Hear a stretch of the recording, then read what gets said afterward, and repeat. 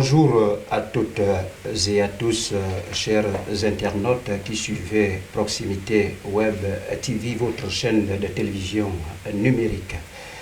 Les relations franco-gabonaises à l'apogée, point d'interrogation.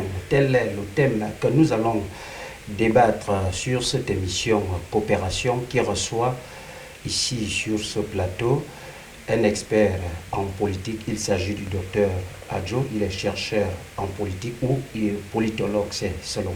Docteur, bonjour.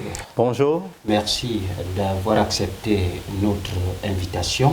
Alors, docteur, comment entrevoyez-vous les relations franco-gabonaises? Bien, elles sont vieilles et ont traversé des âges. La France, c'est le pays qui a colonisé le Gabon. Et c'est le pays qui a eu raison de ses concurrents, parce qu'il faut signaler qu'au moment de la traite, il y avait les Pays-Bas, il y avait la Grande-Bretagne, il y avait le Portugal. C'est pour ça d'ailleurs plusieurs zones de notre côte portent des noms portugais. Et donc la France a colonisé le Gabon. Et au moment des indépendances, ce n'était pas un divorce en tant que tel, parce qu'il y a eu les accords de coopération qui ont finalement servi de soubassement à la relation actuelle. À la fin du magistère d'Omar Bongo, il y a eu un début de diversification, mais ça n'a pas changé fondamentalement les relations que le Gabon et la France entretiennent. Je dis bien fondamentalement, mais il y a bien évidemment un environnement qui change et ça peut laisser penser que les fondamentaux sont bousculés, ce qui n'est pas totalement vrai. Aujourd'hui, il y a le domaine de l'environnement que le Gabon a investi et je vous note que la France a trouvé là un autre domaine. Effectivement, puisque... docteur, dans ce sens, nous y sommes. Est-ce qu'on peut connaître quelques secteurs que le gouvernement français appuie au gouvernement gabonais? Il y a déjà la question de la défense et de la sécurité. Même si le partenariat n'est plus exclusif, mais la France, ce qui justifie d'ailleurs la présence d'une base militaire française ici. Il y a déjà ce domaine-là, qui est un domaine stratégique. Il y a, et avec le corollaire, la formation, l'équipement, bien évidemment, absolument. Il y a le domaine économique et commercial. Mais vous savez, entre des coopérations entre souverainetés inégales, ce sont toujours des coopérations un peu déséquilibrées. Ça, on peut le dire sans prendre des précautions particulières. Mais néanmoins, il y a une coopération. La France est engagée dans la politique monétaire, puisqu'elle a même un siège à la CEAC, un certain nombre de protocoles liés à la monnaie, à l'économie, au niveau de notre ensemble sous-régional. La France y est partie prenante. Et donc voilà, deux domaines. Et puis accessoirement, il y a la question de l'éducation aussi. Un peu plus de 32 000 étudiants gabonais sont sollicités dans les universités françaises. Oui, mais les conditions changent. C'est vrai que les étudiants gabonais bénéficiaient d'un certain nombre de facilités en France, y compris sur les questions du travail, l'accès au travail, au marché du travail français. Mais il faut noter que ces conditions-là changent. Bien évidemment, peut-être que ces schémas de coopération arrivent à bout de souffle et qu'il va falloir les renouveler.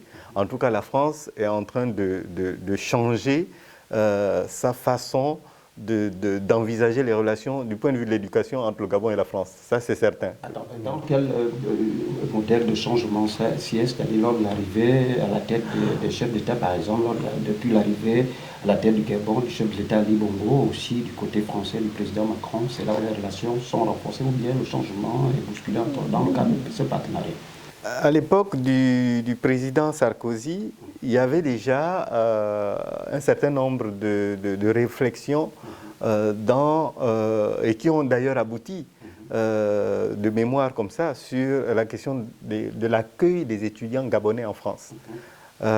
Et avec le président Ali, c'est les changements opérés à l'époque du président Sarkozy qui produisent aujourd'hui ces effets.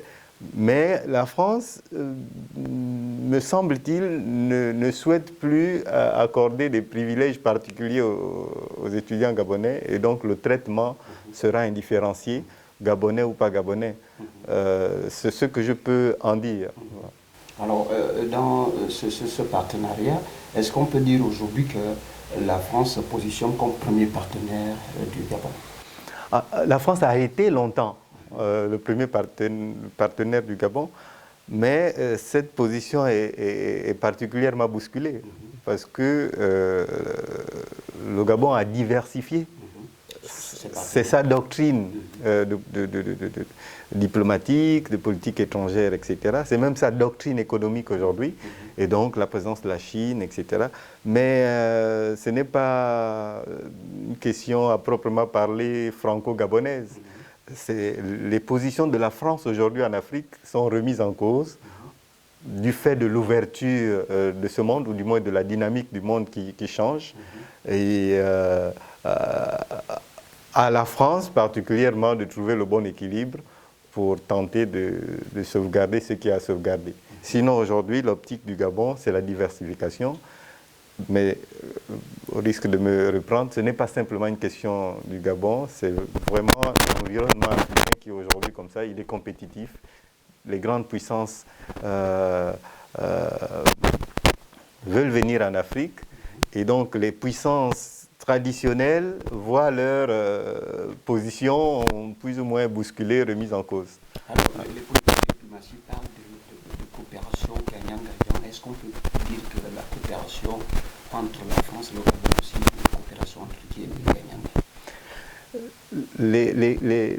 Les schémas de coopération qui mettent face à face, ou qui lient précisément des souverainetés inégales, ne peuvent pas être des schémas de coopération équilibrés. Ça, c'est un fait.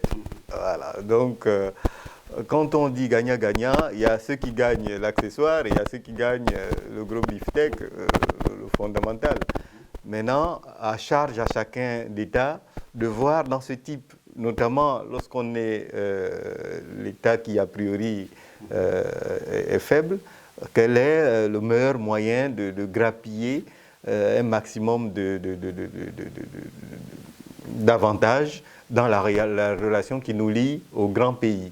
Ça, c'est à chacun, et je pense qu'il y a quand même de la marge. Voilà.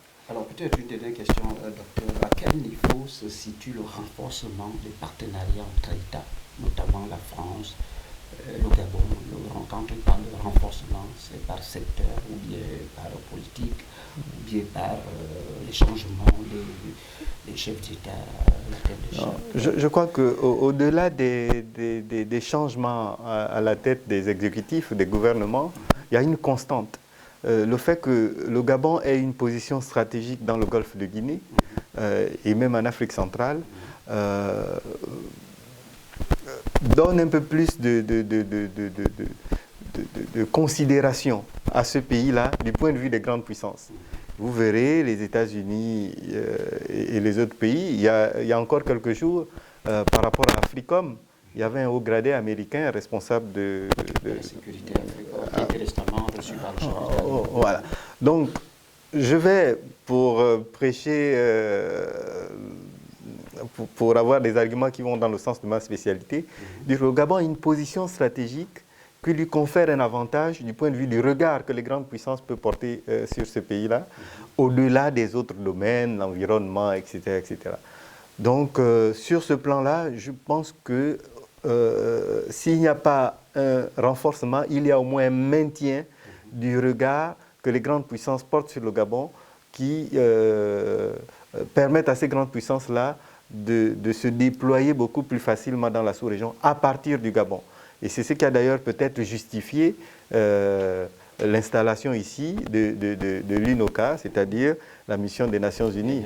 Voilà, le représentant du secrétaire général des Nations Unies en Afrique centrale siège au Gabon. C'est des arguments à verser pour dire que le Gabon a une position stratégique. Et là, les Gabonais doivent en être conscients et